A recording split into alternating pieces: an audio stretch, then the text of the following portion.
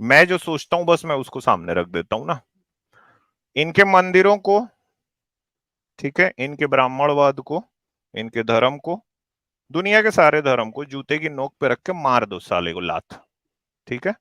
आने वाला वक्त विज्ञान का है, लड़ो ही मत उनसे मंदिर में जाने के लिए। इस बात के लिए लड़ो कि शिक्षा आपके बच्चों को पर्याप्त रूप से मिलनी चाहिए। आने वाला वक्त विज्ञान का है। 100 साल में ये जो लोग अभी आपको दिख रहे ना, जिनके पीछे में चुटिया रहती है एंटीना जैसे, हाँ, ये मर खप के जल के इस पृथ्वी की राख में समा जाएंगे। इनके नाम का कोई काला कुत्ता नहीं होगा। इतनी बड़ी बात बोल रहा हूं मैं। इस बात के लिए लड़ो कि आपके बच्चों को जातिवाद का सामना ना करना पड़े। इस बात के लिए लड़ो कि आपके बच्चों को शिक्षित होने का पूरा अधिकार मिले। इंडिविजुअल होके लड़ो, भूल जाओ ग्रुप को। एक एक अपना खुद का एक इंसान के भी अंदर एक अधिकार होता है ना, इंडिविजुअल राइट्स होते हैं उसके पास कुछ। उन राइट्स के लिए आप लड़ो। उसके गर्भगृह में क्या है, उसने किसकी मूर्ति लगाई, इसको जान के क्या उखाड़ लेंगे भाई। चलो पता भी चल गया, जैसे मान लीजिए कि वो क्यों नहीं जाने देता ब्राह्मण, वो तो पूरी दुनिया को पता है, वो इसलिए नहीं जाने देता क्योंकि वहां पे जो माल पैसा आ रहा है उसी को उसको खाना है। बहुत दिन नहीं हुए हैं, आज से 423 साल पहले एक आदमी को यूरोप में, सोचिए ना, जो आजकल विज्ञान की इतनी बड़ी, मतलब उन्होंने विज्ञान की पूरी नींव खड़ी कर दी। 423 साल पहले एक आदमी ब्रूनो को जिंदा जला के मारा गया। किस बात के लिए? वो ये बोल दिया भाई पृथ्वी गोल है, पृथ्वी गोल है बोलने पे उस आदमी को जिंदा जला के मार दिए। आपको क्या लगता है उस समय कितने लोग उससे इस बात पे सहमत होंगे? आज आप और मैं यहाँ पे बैठ के बातें कर रहे हैं, हमारे लिए कितनी आसान है बात बोलना, हाँ यार पृथ्वी गोल है, सूरज के चक्कर लगाती है। 2 लाइन बोलने पे एक आदमी को जिंदा जलाया गया। सिर्फ 423 साल में ये हाल हो गया है कि हम यहाँ बैठ के बता रहे हैं कि ये शंकर जी का लिंग है भाई, इसको घीस रहे हो जिसको बैठ के। तो आप ये सोचो कि आने वाले 50, 60, 70, 100 साल में क्या होने वाला है। अपने बच्चों की पढ़ाई के लिए लड़ो सर, भूल जाओ उसके गर्भगृह में क्या है क्या नहीं है। वो ब्राह्मण कभी नहीं सुधरने वाला। और मैं आपको एक और बात याद दिला दूं, देखो मैं अपने अनुभव से कह रहा हूं ना, ब्राह्मण जो है वो कैसे आपके अंदर घुसना है आपको पता भी नहीं चलेगा। मैं तो ये तक मानता हूं कि ब्राह्मणवाद को अपने आप को बचाना है ना, वो आपको भी मंदिर का पुजारी बना देगा, ठीक है, और अपना हेड पुजारी बन के बैठ जाएगा। उसको अपना धर्म अगर बचाना है, अगर धंधा बचाना है ना, तो वो ये करेगा। एक शंकराचार्य ओबीसी है आज की तारीख में ना, आपको बता दूं, याद दिला दूं आप लोग को मैं, द्वारका पीठ का जो शंकराचार्य है वो ओबीसी है, ठीक है। तो वो अपनी ये देखिए, मैं ऐसा समझता हूं जिसको हम ब्राह्मण धर्म कहते हैं ना, इसके अभी तक बचने का रीजन एक ही है। ये क्या करता है, समाज में व्याप्त उस समय की जो विचारधारा है ना उसको खा लेता है और गिरगिट के जैसे रंग बदल लेता है।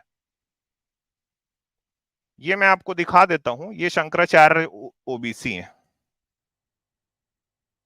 अभी मुक्तेश्वर आनंद। और ये 2 जगह के शंकराचार्य है ना, एक जगह का भी नहीं है ये। बद्रीनाथ आश्रम और द्वारिका पीठ, स्वरूपानंद सरस्वती इसको बना के गए। लो भाई, अब बताओ क्या, अब आप ये बताओ क्या करोगे इसको? वो तो कर देगा, मैं आपको बता रहा हूं ना, ब्राह्मण करेगा आप लोग के लिए। आप लोग अच्छे से खूब ज्यादा अपनी सारी मेहनत लगाइए ताकि इनके मंदिरों पे कब्जा हो। वो मैं आपको 100% बता रहा हूं, वो कब्जा देगा, अपना व्यवस्था कुछ ना कुछ ऊपर रखेगा। और ये बात याद आपको याद दिला दूं, इतिहास की किताबों में ब्राह्मण लिखेगा कि ब्राह्मणों ने देखो कितना कितना बड़ा बलिदान दिया, त्याग दिया, कि जो शूद्र है उसको हमने बना दिया। आपको पता है ये जब से ये बना है ना, इतनी ज्यादा बात, मतलब जातिवाद तो खत्म हो गया है। ये बोल के हर जगह ब्राह्मण गाना गाते घूमते हैं। आपको मालूम है ये बात? शंकराचार्य बना दिया। लो, इससे बड़ी चीज क्या हो सकती है?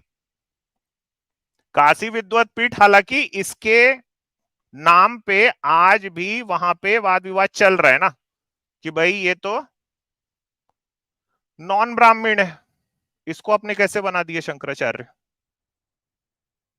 तो देखिए, अपने बच्चों के पढ़ाई के लिए लड़िए, साइंस का ये जमाना है, आगे चल के और भी आएगा साइंस।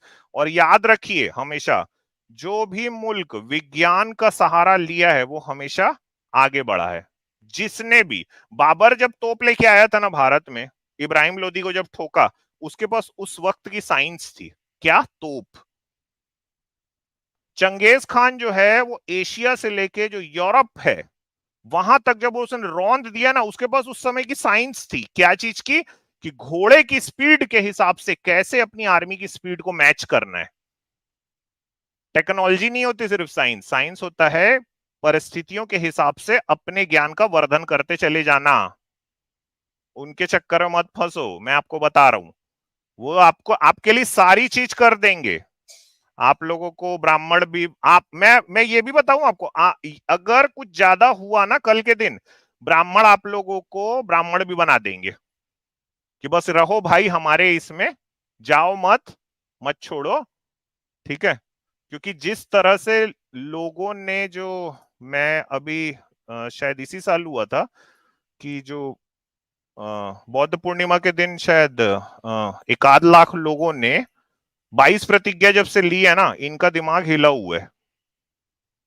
वो आपको आपके साथ ये कर देंगे, इसलिए इनके चक्कर में आप मत फंसो, अपने बच्चों के पढ़ाई लिखाई के लिए सोचो। और मैं अपने अनुभव से बोल रहा हूँ ना, ये बात मैं आपको फिर से बोल दूं, अभी आप ब्राह्मण को ठीक से जाने नहीं हो भाई, मैं अनुभव से बोल रहा हूँ।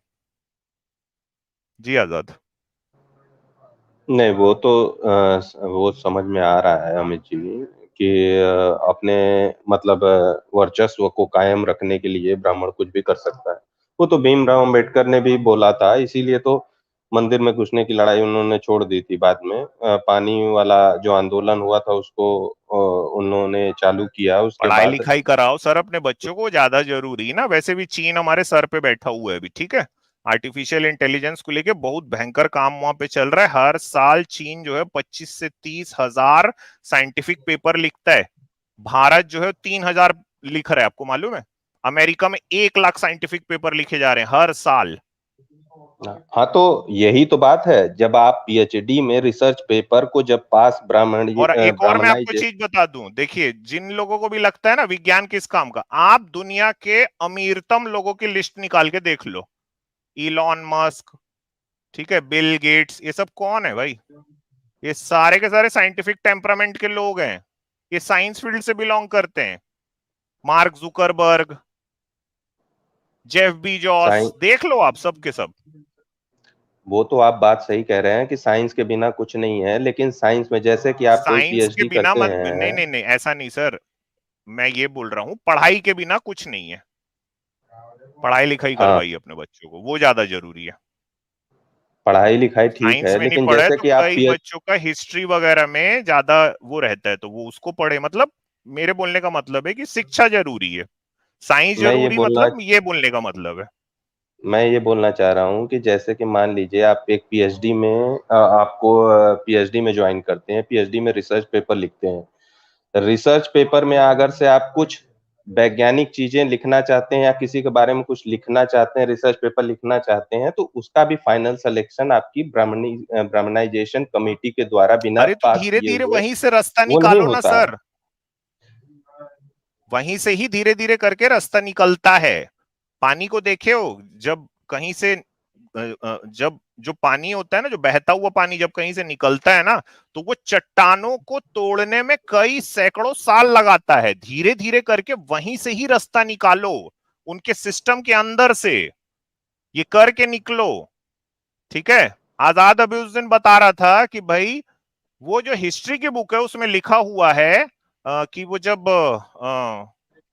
हल्दी घाटी का युद्ध हुआ तो महाराणा प्रताप वहां से चले गए, ये लिखा हुआ है हिस्ट्री की बुक में।